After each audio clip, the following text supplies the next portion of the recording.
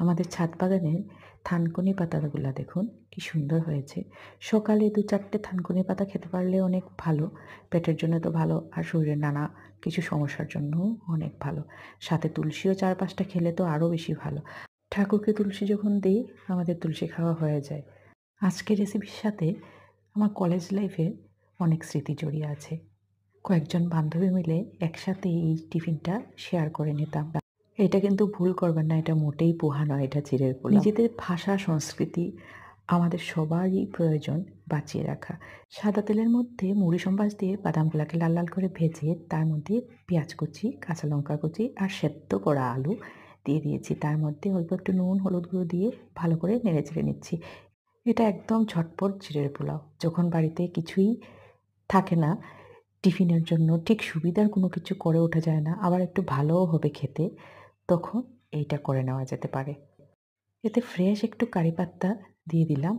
আগে আমরা ছোট থাকতে কিন্তু কারি পাতা ছিল না। চিড়েগুলো আগের থেকে ধুয়ে জল ঝরিয়ে রেখেছিলাম। এবার সব দিয়ে দিলাম।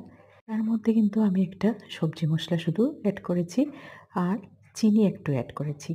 চিনি একটু অ্যাড না করলে কিন্তু একদমই ভালো লাগে না। আর একটু লেবুর রস দিয়ে দিলাম, টক মিষ্টি ঝাল সব কিছুরই স্বাদ পাওয়া যাবে। আর চিনে বাদাম ছাড়া চিড়ার পোলাও একটুকু ভালো লাগে না।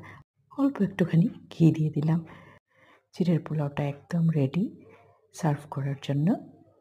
আমাদের ছোটবেলায় এত কিচ্ছু কিন্তু টিফিনের ব্যবস্থা ছিল না। এই সমস্ত অথেন্টিক টিফিনগুলাই আমাদের সকাল বিকালের সঙ্গী ছিল। সাথে কোনো সময় লুচি সুজি, কোনো সময় রুটি ঘি দিয়ে ভাজা, কোনো সময় পিঠা, কোনো সময় মালপোয়া, কোনো সময় পায়েস। এইগুলাই কিন্তু আমাদের ছিল টিফিন। অনেক সময় চিড়া দুধ দিয়ে, কলা দিয়ে মেখে খাওয়ার চল ছিল। আর আজকাল কত ধরনের টিফিন আমরা নিজেরাও বাচ্চাদেরকে করে দিই আর অর্ডার দিয়েও ওরা নিয়ে আসে। আমার ছেলেরা অবশ্য আমার বানানো টিফিনগুলোই খেতে ভালোবাসে। ওদের পছন্দ মতো টিফিনই আমি করে দিই। আজকের ভিডিওটা এই পর্যন্তই। পরের ভিডিওতে আরও গল্প নিয়ে আপনাদের সাথে দেখা হবে। সবাই খুব ভালো থাকুন, সুস্থ থাকুন। টাটা।